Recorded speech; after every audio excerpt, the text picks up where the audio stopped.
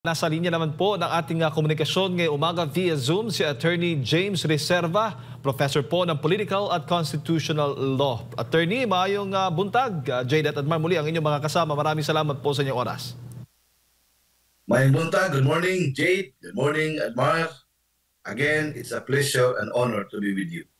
Opo. At syempre kahapon naganap naman po yung isang rally kontra korupsyon, no? At dito sa ating pamahalan, attorney, ano ho ba ang inyong naging pananaw, ang assessment naman po nakita po ninyo kahapon kumpara sa mga nagdaang pong mga rally tulad na lamang noong September 21?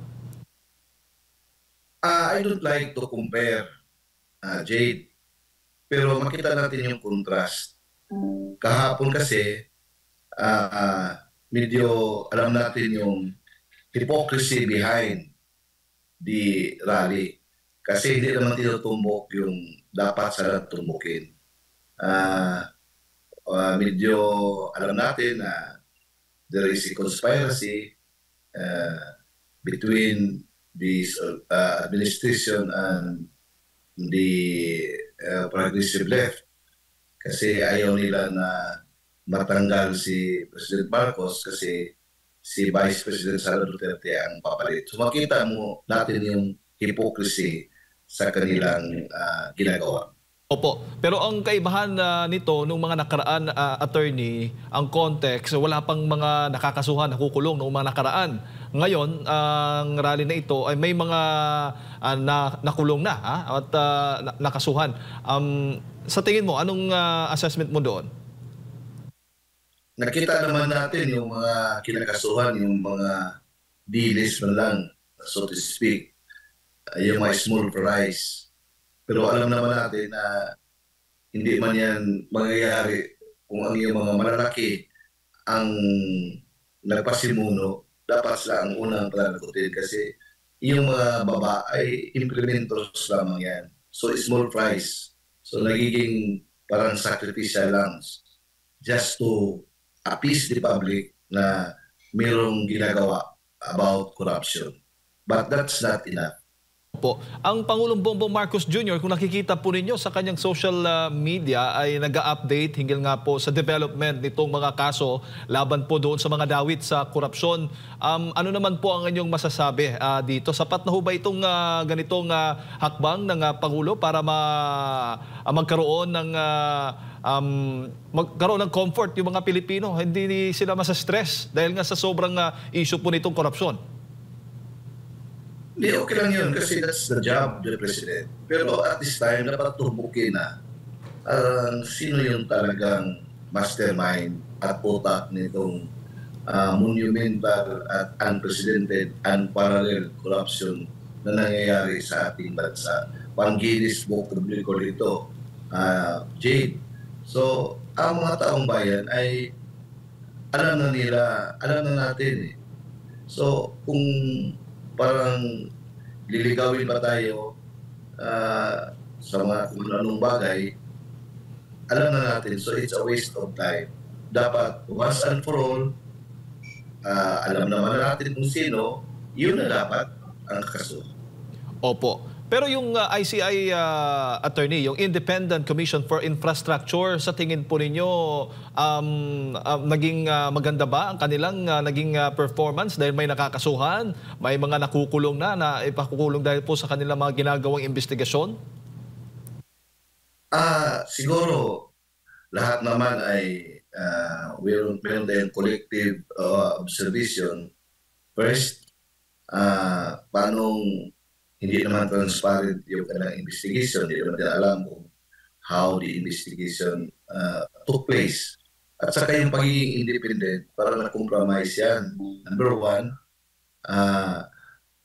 nandiyan yung presensya ng Secretary of DPWH. So, parang yun, makukompromise yung pagiging independent. Kasi dapat it should have been insulated from even perception of being scripted or being directed to a certain to a certain target. Kasi independent yan eh. Ang daming nakukompromise na perception dyan at saka yung kahit reality. So, kung paano karabasan dyan, meron ng problem of yung believability at sa credibility kasi from the very beginning, kompromiso na kasi yung pagiging independent yan eh. Opo.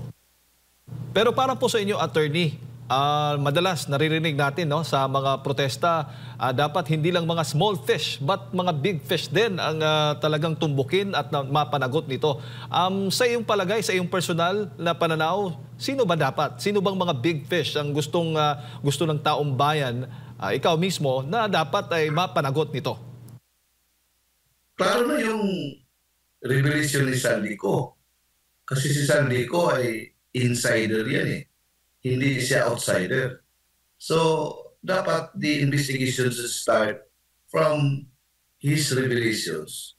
Lalo na it corroborates the testimony of Sergeant Gutisa. So, yun ang pinakamagandang simulain dyan eh.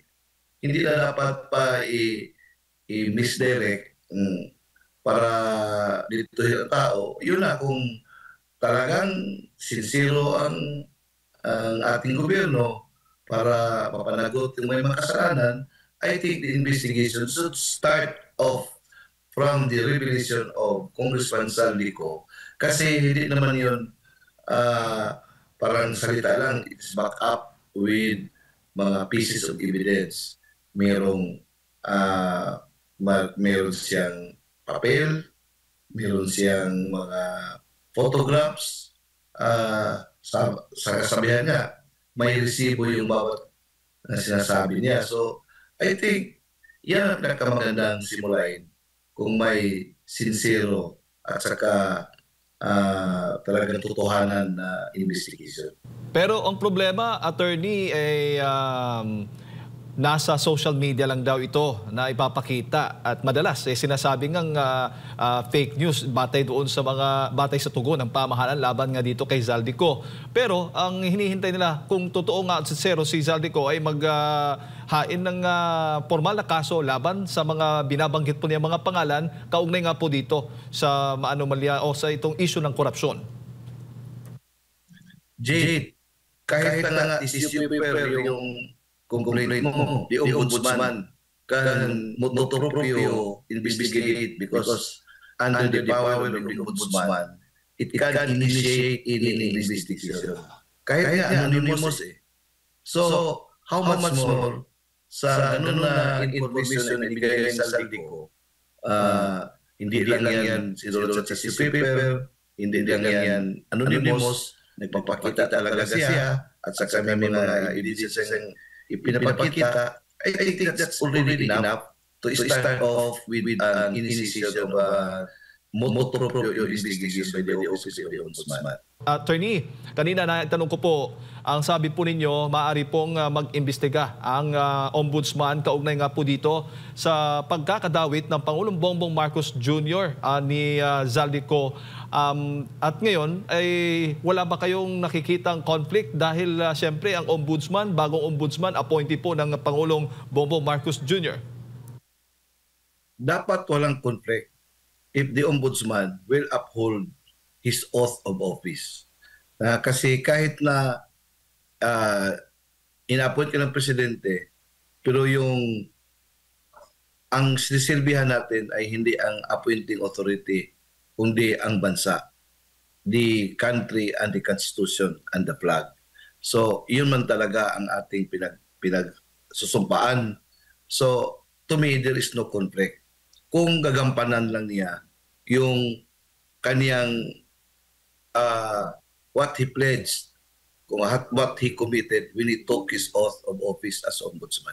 Opo, tulad po kay Orly Gutesa, sabi po ng ombudsman ay hindi po nila agad-agad maipoprocess yung kanyang naging salaysay dahil wala po siya, hindi po siya present. Kaya the same thing dito kay Zaldico, paano po ang mangyayari niyan, attorney? Judgment call na niya yan. It is his call. Ang magja-judge sa kanya yung country, yung tauhan, yung mga Filipino people whom he swore to serve, at saka yung history. Pero malinaw po Yan at siya yes, malinaw attorney na po pwede, maaari pong gamitin ng ombudsman itong mga videos na ipinost po sa social media page po ni dating Congressman na Zaldico kahit wala pong formal na complaint o reklamo na inihain po doon sa ombudsman? Why not? Kasi yung sinasabi naman niya, may relation naman yan sa mga public documents. And Zaldico is talking about the budget. Yung budget naman, public document yan. How it was processed, yung what happened to yung BICAM Conference Committee, at saka yung sinasabi na small committee. Kung talagang ipa-follow through yung kaniyang lead na sinasabi, may mga public documents na readily available ng Office of the Ombudsman para i-validate yung kanyang mga sinasabi ni Zaldico. Opo. Bago ko pipasa kay partner attorney, sa tingin po ninyo, nagiging independent ho ba ang ombudsman? Alam natin, dapat independent po talaga at wala pong pinapaboran ang ombudsman. Pero sa nakikita po ninyong development dito sa mga investigasyon po niya, nagiging selective ho ba? Nagiging yung mga small fish lang ba? Yung kanilang pinagtutuunan ng pansin sa halip yung mga malalaking tao na sinasabing nasa likod nga po nitong mga issue po ng korupsyon sa ating bansa?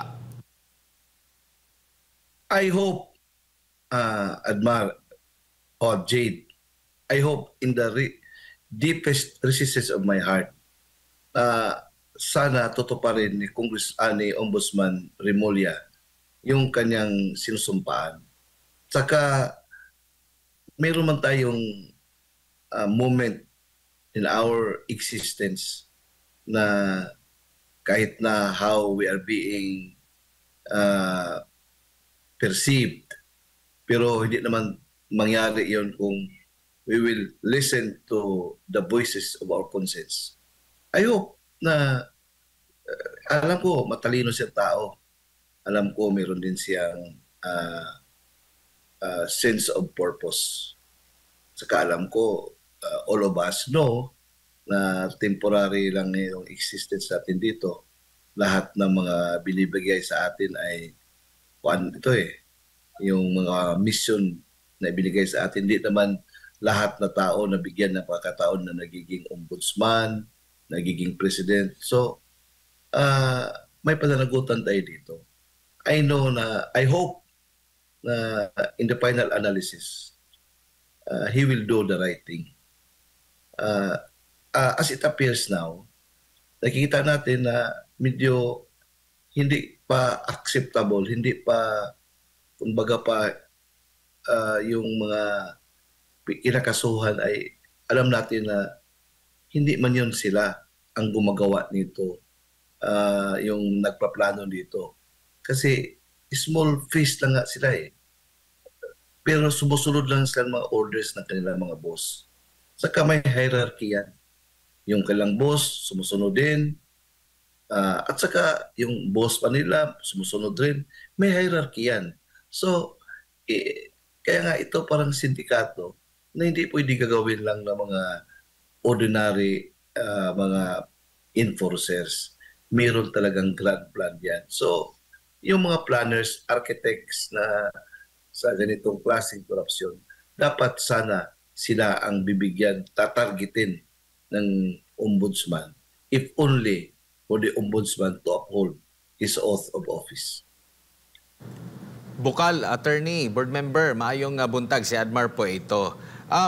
Every now and then, nagkakaroon po talaga ng mga kilos protesta. Ang pagpapahayag po ba ng boses ng taong bayan, kumbaga, obligado po ba ang gobyerno na magkaroon ng pagbabago sa kanyang pulisiya? What do you mean? Opo, halimbawa, Pagbabago? yung pagbabago po, kumbaga magiging parte sa kanyang public service, yung pagsasagawa ng pulisiya, kapag meron pong pagpapalabas ng mga hinaing ng taong bayan. Kumbaga sa isang gumagalaw na gobyerno, sa isang kumbaga parang hindi tiwaling gobyerno, obligado ba ang pamahalaan na magkaroon ng pagbabago sa kanyang mga pinapatupad na polisiya kapag naririnig niya yung sentimiento ng ating mga kababayan? At dito sa mga pangyayari ngayon, meron bang pagbabago sa policy making natin, Attorney? Okay.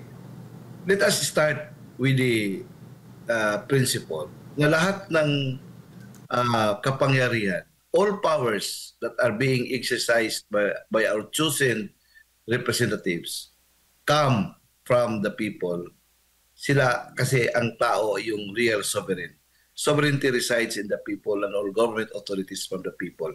Pinapahiram lang yan at saka ang pagpahiram diyan ay may period, limited period. Therefore, kasi ang may-ari naman ng kapangyarihan ay yung tao, dapat sila man ang, kaya nga to quote the most often quoted na statement ni former President Noynoy Aquino, yung boss, yung tao ko ang boss. Yan talaga kasi tayo, kung anong order ng boss natin, yan ang sinusunod natin eh. So, dapat sana, iyon ang expectation. Pero the moment ang pinapahiram ng may-ari ng kapangyarihan ay hindi na tumutupad sa kagustuhan ng may-ari ng kapangyarihan, siya ay parang traitor na. They already betrayed the trust of the people reposed on them. So, kung may betrayal yan, meron yang mga consequences. So, iyon ang talagang fundamental principle that governs our principle of representation sa republicanism.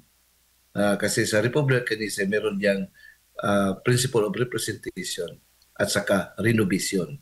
Representation in the sense that the power is just lent by the people to their chosen representatives.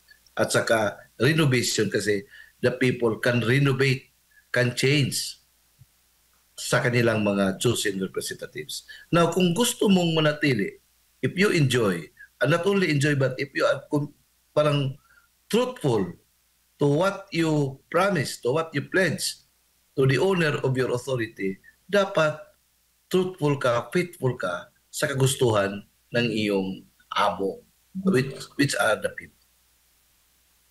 Opo, at alam natin na napakaraki po ang role naman, no, sa ilalim ng ating konstitusyon dito po sa mga kasundaluhan po, attorney, no.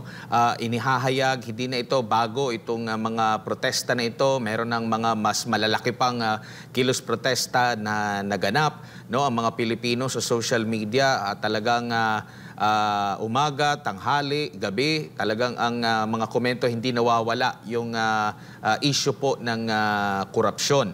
Lagi nating naulit-ulit itong role ng kasundaluhan para sa pag-defend, no, sa taong bayan, para ipaglaban ang taong bayan. Pero kamakailan lang po, nagkaroon po ng pagpupulong naman itong si Pangulong Bongbong Marcos Jr. sa AFP. At ang sinabi niya man dito, stand with me, don't let lies distract you. Kumbaga, ano po yung sinasabi ng konstitusyon po natin, attorney? Iyan po ba ay talagang nakatutok lang sa pagdepensa sa Pangulo, sa Commander-in-Chief niya? At saan po yung mas makapangyarihan sa pagkikinig sa boses ng mga Pilipino, ng taong bayan po, attorney? Yan, nakasabi yan sa Article 2, Section 3, I think. Civilian authority is at all times supreme over the military. Period. The armed forces of the Philippines is the protector of the people and the state. Yun ang sequence ng ating constitutional provision. So, civilian authority must at all times supreme over the military. Period.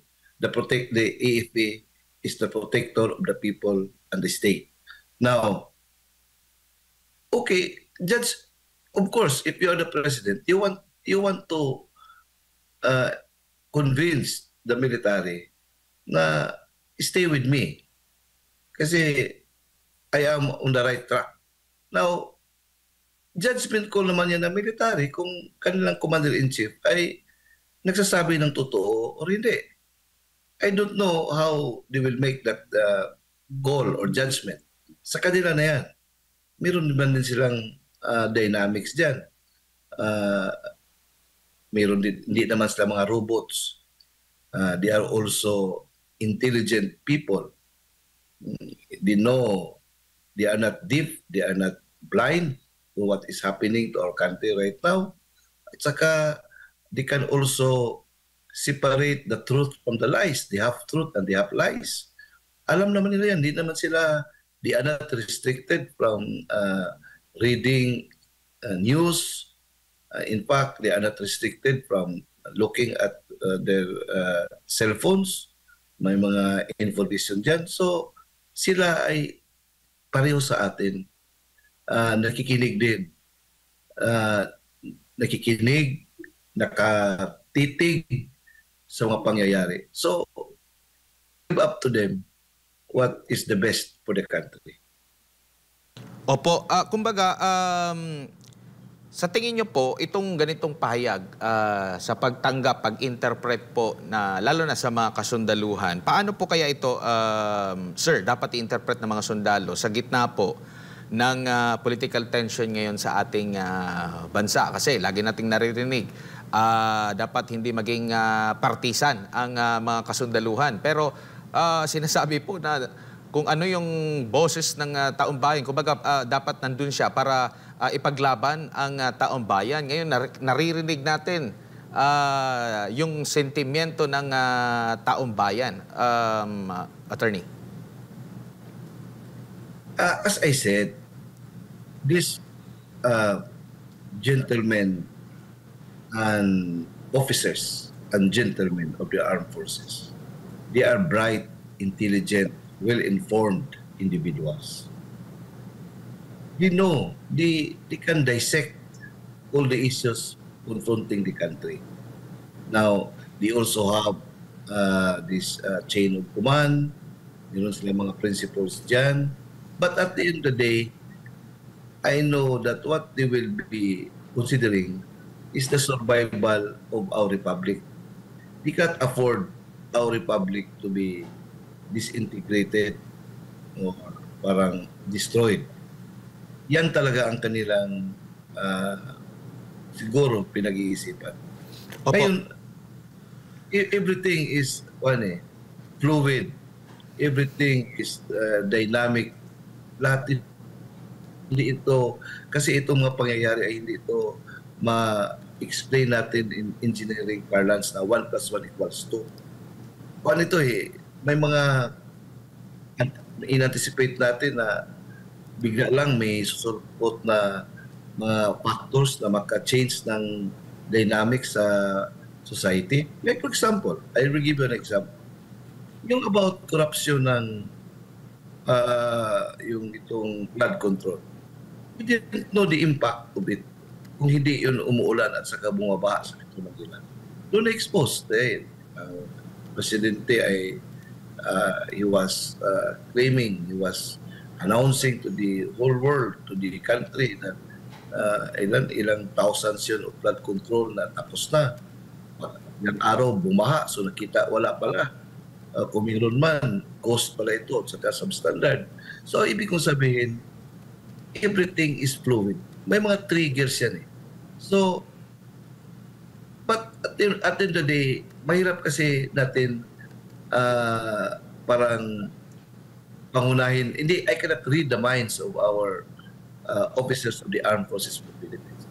They have their own way of thinking. So I still believe that what is in their hearts and minds is the survival of our republic. Opo, may tuturing bang ito?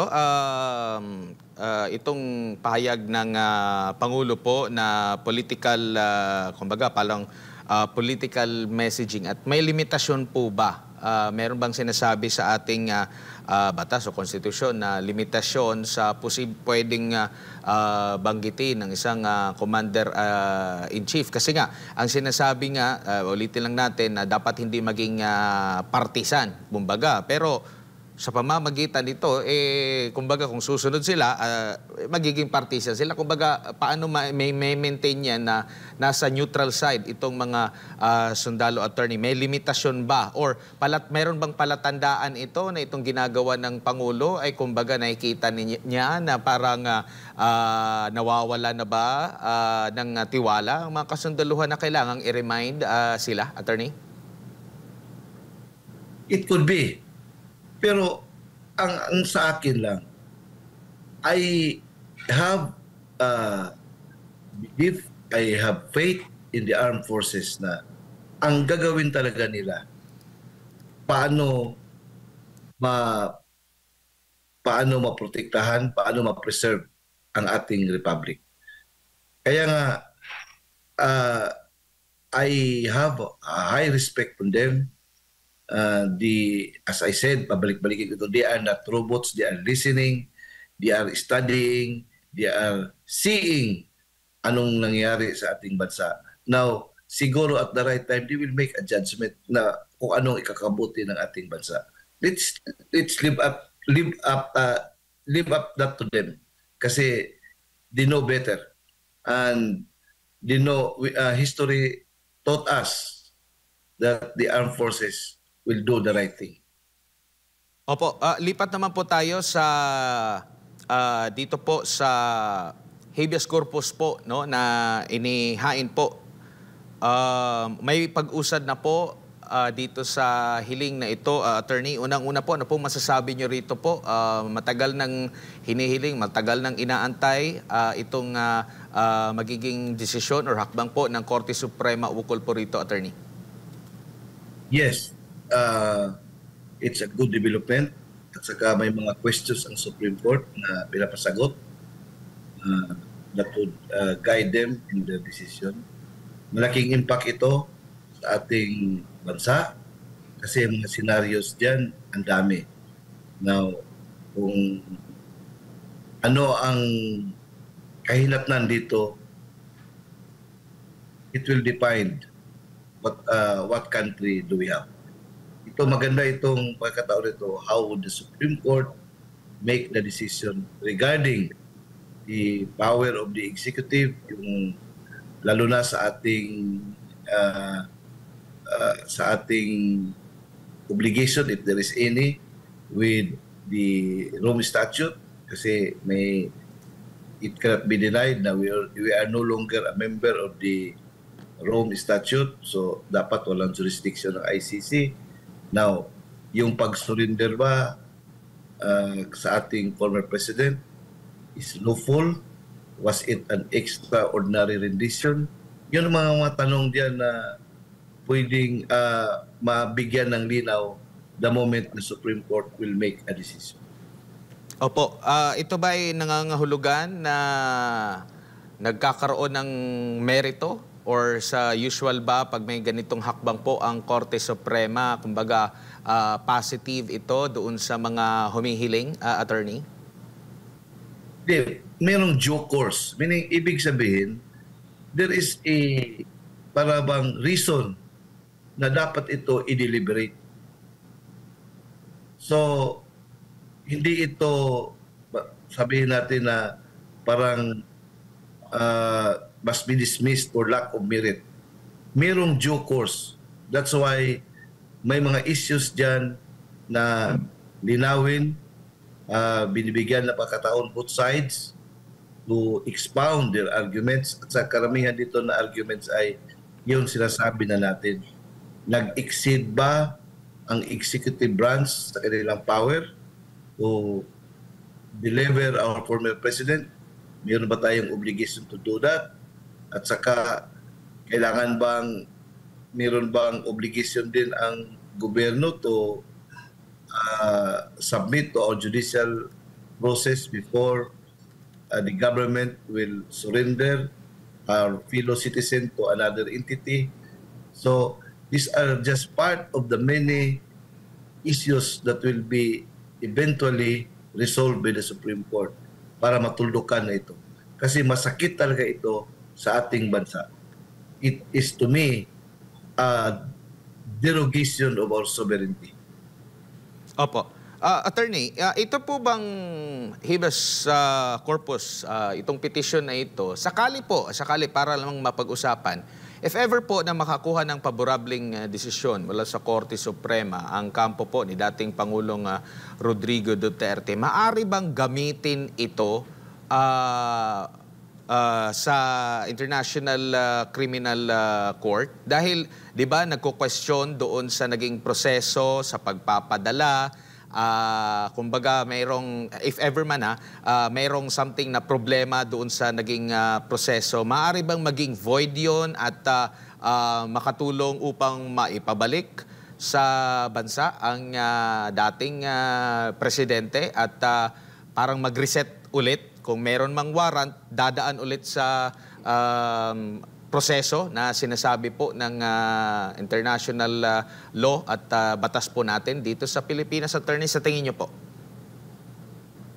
Yan, mga scenarios yan. That is one of the best scenarios. Na kung mangyayari yan, the Philippine government will be ordered to do whatever it takes, whatever yung diplomatic na mga initiatives nila to bring back the former president. Kasi ang habeas corpus naman ay ipresentar mo yung tao sa korte. Yan ang isa sa mga best case scenarios na mangyayari sa kasong ito. Opo. At saka, opo. Sige po. It would set a precedent na kung may mangyayari na pareho kahiyantulan, similar with the case of former president, na dadaan ito in accordance with the requirements that may be defined by the Supreme Court under this case.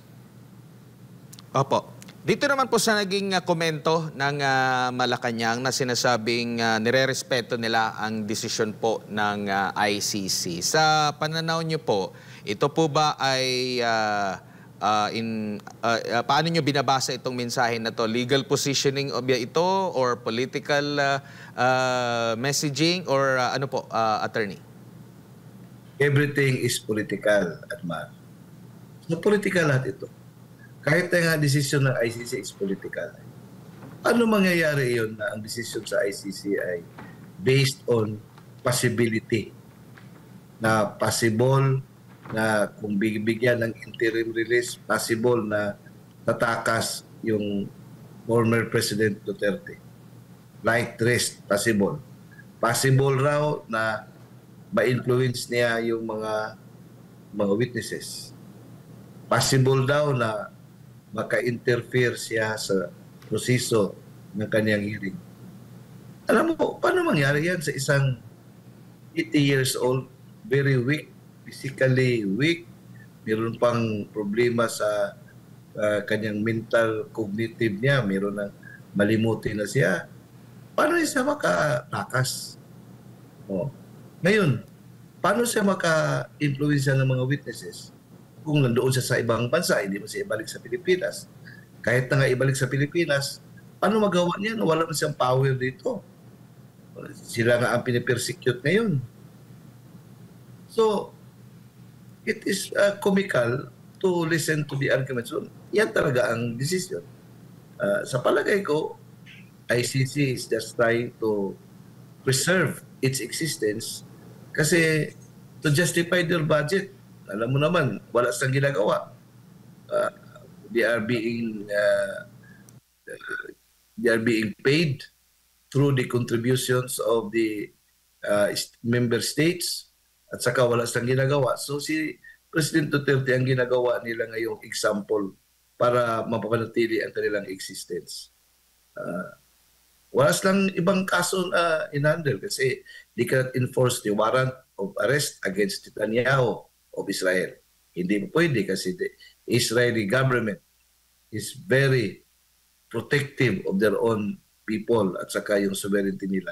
They cannot execute a warrant of arrest against anyone in the United States of America. Yung mga army nila, o mga officers nila kasi ang Amerika mayroong batas na kung may mga ICC na pupunta doon para mag-investigate ng mga war crimes na ginagawa ng kanilang mga sundalo, yun dito mga ICC na mga personnel will be arrested at saka yung kanilang mga bank accounts will be frozen. They can enforce the warrant of arrest against Vladimir Putin. Baka papatayin sa pagpunta sa ng Moscow. Kaya ngayon, si Duterte ang kailang ginawa nila parang exhibit para to show to their masters sa kanilang nagsasweldo sa kanila na, hey, we are worth maintaining your budget kasi, ito, may ginagawa kami. Ano yan maging war criminal? Wala bang gira dito sa atin? Saka yung war on drugs is just a policy. At saka, paano ma-justify yung crime against humanity na ang kuangan, sinasabi nilang pinapatay, 54 lang. At saka may ebidensya ba na it was the former president who ordered the killing of these people? Hindi ka na-investigate. Yung ibang pinatay dyan ay pinatay ng mga drug syndicates din para to silence their operations. Hindi rin tinitingnan nila yung mga pinatay dyan ay pinatay ng mga pulis kasi sila yung mga runner nila. So, meron bang dokumento? Meron bang document na may pakita na the president as a policy order in a written document na papatayin yung lahat ng mga criminals na ito? Wala sila mapakita. Kasi wala naman. It's just, siguro may mga harsh language siya. Pero yung harsh language niya, it's all about if your lives are at stake, dapat, una naman yan, you have to protect yourself. Yung self-defense at saka yung performance of your duty, lawful performance of your duty as a policeman. So, kaya nga, mahirap tanggapin itong desisyon nito, pero everything is political. Opo.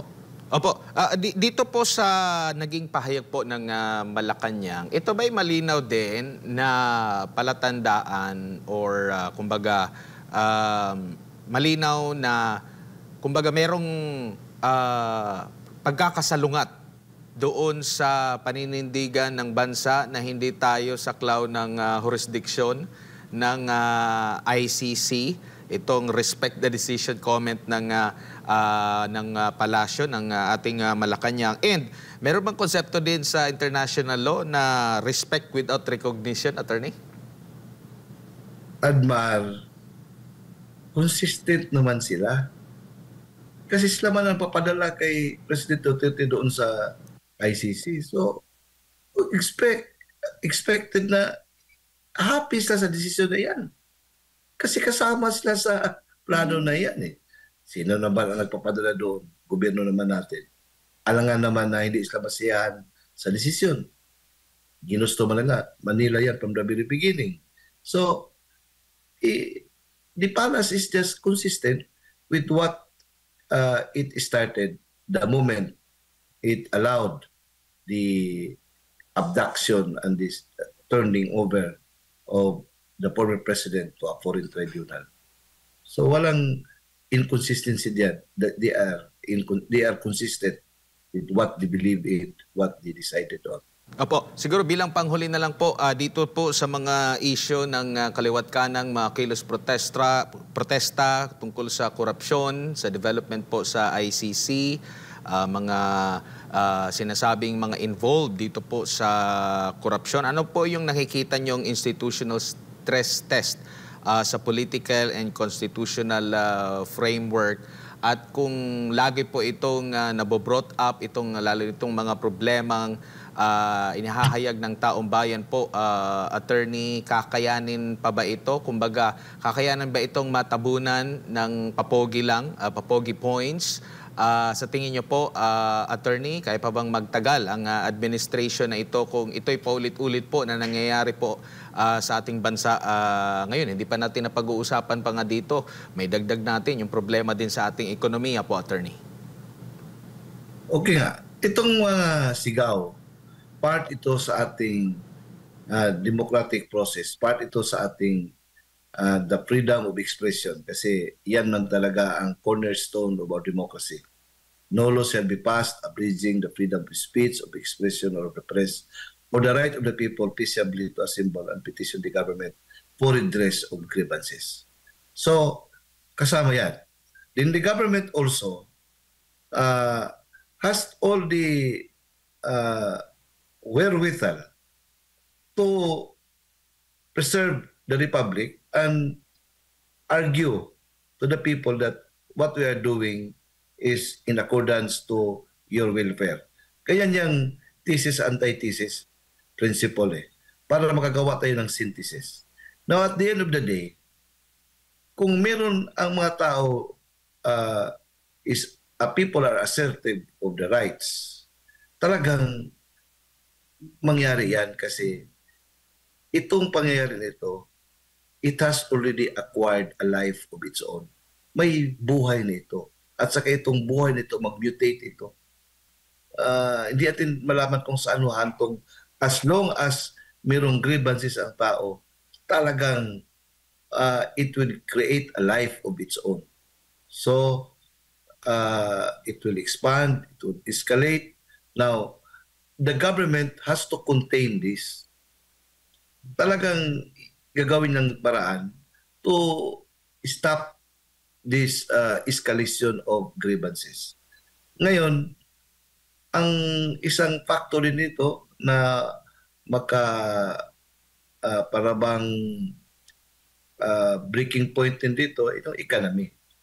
Now, kaya nga everything is fluid. The government has to do something in order to restore the trust of the people para itong yung galit ng tao ay maibsan at saka the people will